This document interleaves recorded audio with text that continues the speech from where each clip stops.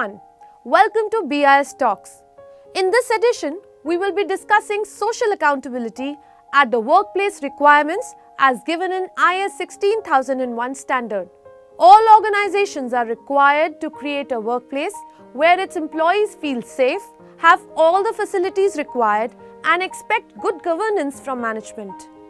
The government, on its part, has enacted laws so that such requirements are fulfilled by the organizations.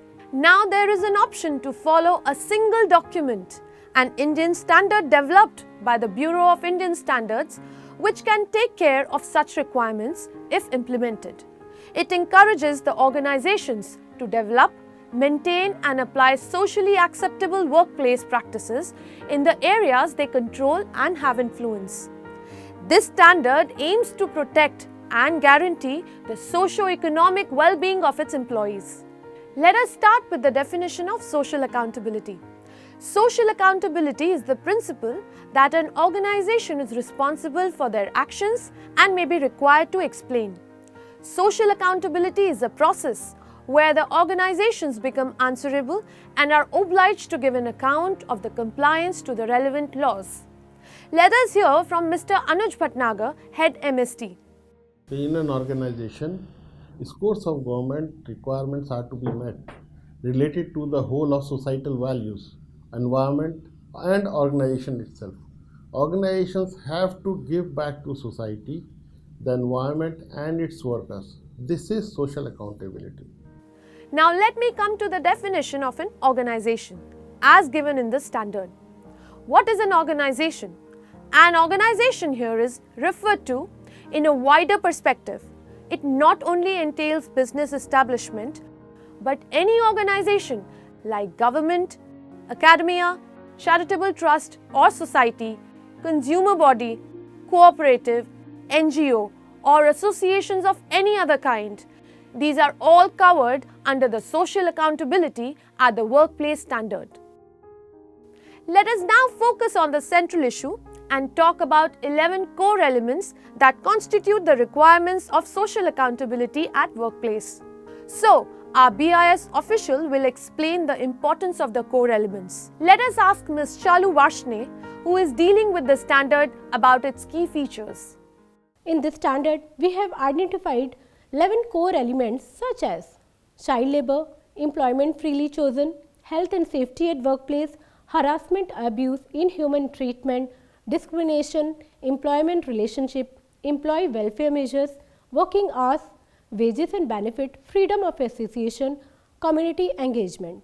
These core elements are specific to Indian conditions and complement various laws and other applicable acts that help in securing ethical working conditions for laborers and empower them with a sustainable livelihood and employment. Every core element has a principle associated to it and a requirement corresponding to it, which organization must implement and demonstrate. So, first and foremost issue to be considered is child labor. The principle behind this core element is the organization should not engage services of a child, paid or unpaid. Community engagement is another core element of this standard, and the principle behind this core element is that the organization is encouraged to engage with local communities to empower and encourage its people to improve their quality of life where possible in areas such as health and safety, education and skill development. Discrimination is another important area considered as a core element, and the principle behind this element is the organization should provide equal opportunities and maintain equality of opportunities during the course of employment. As per our Constitution, Article 15 prohibits discrimination against any citizen. So, for any organization, it becomes essential that there will be no discrimination while recruiting employees and during the period of employment on grounds of caste, creed, religion, gender and age. There should be no discrimination against specially abled persons, persons with ethnic background, persons having membership of any legal associations or organizations, persons with marital status and sexual orientation, HIV status or any other health related concern. We asked Ms. Sunita Saluja, HR Executive, in one of these firms whether it is feasible to adhere to these norms. Our management is really very sensitive to gender equality. 32% women employees are out of total 1000 employees, and out of this 32%, 26% women are holding very senior positions as technical experts, team leaders, group leaders and all. And our management has provided 100% telephone reimbursement to all women employees, and 100% accommodation is also provided to all women employees. To prevent any act of sexual harassment, a committee has been constituted, and it gives a fair or reliable view to all women employees. Apart from this, no discrimination should be shown towards a specially abled person. In fact, depending on the merit, sometimes even these people surpass their normal colleagues in getting promotions. Another core element of IS 16001 is employment freely chosen. It means that any organization shall not engage forced or bonded labor or any other form of voluntary labor, paid or unpaid. The bonded labor was abolished in 1976. IS 16001 helps to enforce the ban on forced labor, thus making the lives of workers free of coercion. In this way, the workers have the liberty to pick and choose the work of their choice. For the next elements, let us hear from the officer of MSCD. The fifth core element is employment relationship. In order to maintain full transparency, it is mandatory for the organization to clearly define the full identity of the employing authority and the scope and nature of the employment to the prospective employees working for or on behalf of the organization. Let us hear from Mr. Tane Krishna, marketing head in one of the firms, on how he maintains transparency in his office. Transparency factor is always inbuilt. Whenever the employees to have a knowledge about a particular product or a project or a project management team, it is readily available on the internet. Also, the trainings are imparted on periodic basis, wherein starting from the high-tech area to the simple aspects of administration and concept on vigilance even, they are also very well trained to the staff on a periodic basis. Employees welfare measures is the sixth core element of IS 16001. The organization has to provide facilities for the welfare of its employees and their families. In this measure, employer will also consider special need of the employees and their families, such as facilities for specially abled persons. This is my first job here. I was hired from NIT Jalandhar, 2016 batch, BTech Computer Science, and from then I am here working as a research engineer for last 4 years. Hardly any part of the office is not accessible to physically challenged person, and transportation facilities, allowances, whether talking about support from the leaders, whether it's formal or informal, and that's the beauty of the campus. In addition, the organization should respect the right of its employees to form or join association which represents their interest. This is the seventh core element of IS 16001, that is freedom of association.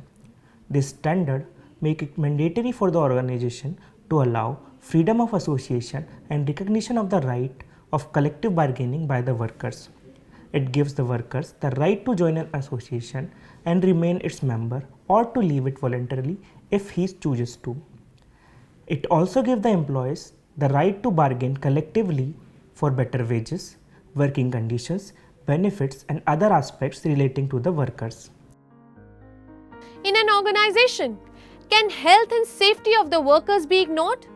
Certainly not. So here comes the eighth principle, health and safety.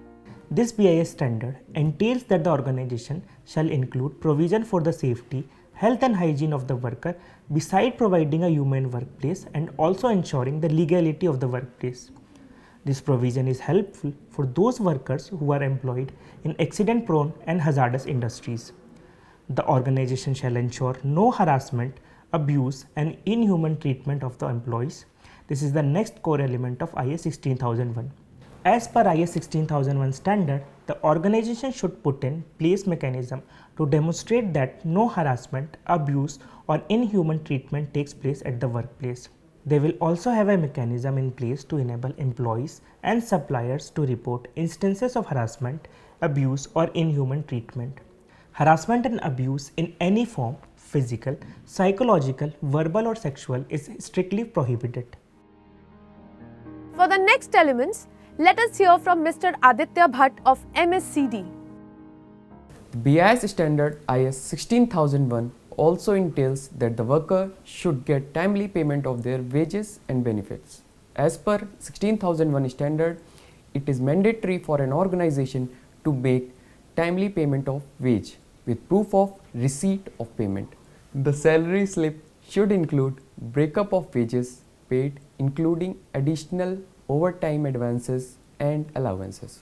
Deduction made including both statutory like provident fund, insurance and others like loan repayment, half pay and leave without pay. It also has to ensure provision of employment benefits to its employees as per applicable legal, statutory and regulatory requirements. The benefits include medical facilities for employees and their families, insurance cover for occupational hazards, superannuation benefits, maternity, paternity leave benefits and employee transfer and relocation benefits. This was our 10th core element of IS 16001. Last but not the least comes the provision of working hours. The organization should take cognizance of the work-life balance of its employees. No organization should demand or require any of its employee or those working on its behalf to work beyond the statutory maximum. Wherever the employees want to work voluntarily beyond normal working hours, they shall be suitably compensated. This helps the workers to spend enough time on their individual well-being like their health and fitness, sports and recreational activities besides attending to their family and domestic issues. Balance has to be struck between both their personal and professional lives. It's no rocket science to understand that the more content and pleased the workers would be, the more devoted they will be towards their job. After all, everyone needs some space to spend their own time as per their choice. So these are the 11 core principles which any organization has to follow if it aspires to get the BIS certification as per IS 16001. To download the standard, these steps have to be taken. Go to manakonline.in, go to the standardization, go to published standards, select Management Systems Department, click on the standards, check for IS 16001, create login ID and password for download, and you have downloaded the standard for free. The management has various responsibilities. Primarily, the management should be very firm on its commitment towards adhering to its social accountability policy. Only when the management is clear on its intentions and goals, it should proceed in setting out its objectives and the legal and other requirements. While establishing the policy and objectives of the organization, the management should take into account the factors like inputs from the employees and other stakeholders, relevant applicable legal, statutory, regulatory requirements, and financial, operational and organizational requirements. Utmost care should be taken to ensure that the objectives are consistent with the social accountability policy, have been established at relevant functions and levels within the organization, and are measurable and documented. Proceeding further, the management should entrust responsibilities to respective authorities. It should appoint its own trusted representative or representatives depending on the size of the organization. It should keep reviewing whether or not the social accountability requirements are being met in the company by keeping the communication lines open 24/7. This will help put the systems in place and streamline the functioning of the organization. The onus lies on the management to ensure that the systems are in place. The documentation requirements, including the social accountability policy and objectives, its legal requirements, responsibilities and authority of personnel who have been assigned the duty. Document procedures of IS 16001 should all be in place. Likewise, the management should be in control of all documents, including listing, the procedure for the control system and the master list, etc. Records should be maintained in such a way that these are legible, easily retrievable and identifiable. By proper implementation and monitoring, performing regular internal audits, by analyzing the data and continually making improvement through corrective and preventive measures, an organization can meet its social accountability requirements as per IS 16001 standard. Now that we know about the standard, let us hear about the certification of the management system from the head MSCD. Organization desirous of obtaining system certification as per this management system standard, they have to do the following. Number 1, implement the requirements of the standard in the context of the organization. Number 2, develop various type of documents like manual if applicable, then procedures, policy, objectives, targets, external issues, internal issues, operational risks, whichever is applicable for the system and organization as required by the standard. Third, get the documents approved from authorized person and circulate to all departments and create awareness among them. Number 4, complete at least one cycle of internal audit of all the departments, including top management, and one cycle of management review to ascertain that standard is in place and giving required results. Then you can make application to BIS on BIS portal. For submitting your application, identify the regional office under whose jurisdiction the premises is located and contact the concerned management system coordinating officer if required, and they will surely guide you about the process of application. Now, after the application, what is the process of the grant of license? Now, the concerned regional office processes the application for grant of license. This includes two audits. One audit is stage 1 audit and second audit is stage 2 audit. These audits are carried out to gain sufficient evidence related to conformity to the management system implemented by the organization. Now, what is stage 1 audit? Basically, the purpose of stage 1 audit is to assess the organization's department for the stage 2 audit. During stage 1 audit, following things are verified.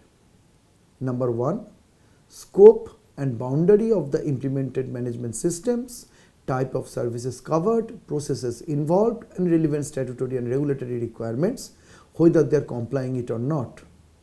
Number 2, confirmation of the information submitted in the application and whatever retained and maintained documents as per the standard they are maintaining or not. Number 3, a review of the documented information of the implemented management system, for example, documented processes and procedures, policies, etc. If any non-conformity is observed in stage 1 visit, the same is communicated, and after satisfactory actions, then only BIS decides about stage 2 audit. Now, what is stage 2 audit? The purpose of stage 2 audit is to evaluate implementation, including effectiveness of the management system to be certified. What are the activities to be undertaken during stage 2 audit?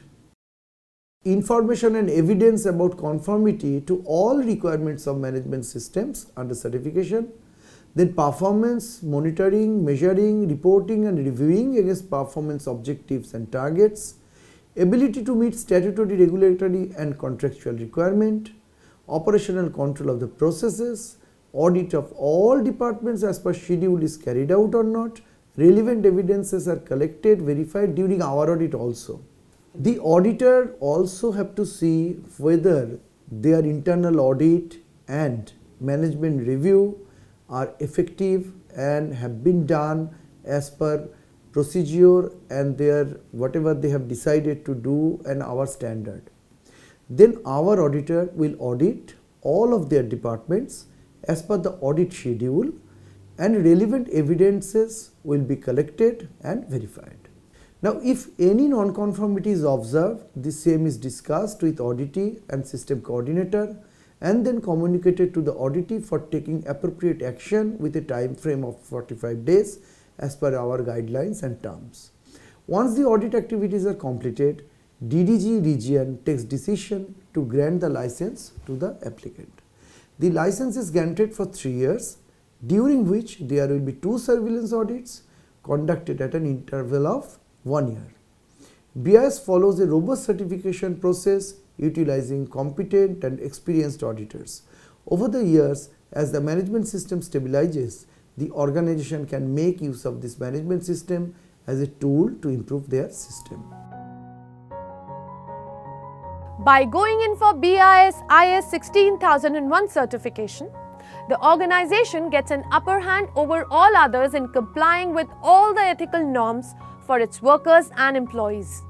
When the employees are pleased with the work environment, atmosphere, facilities and behavior of their employers, the quality of the work and production also increases, thereby boosting the image of the organization.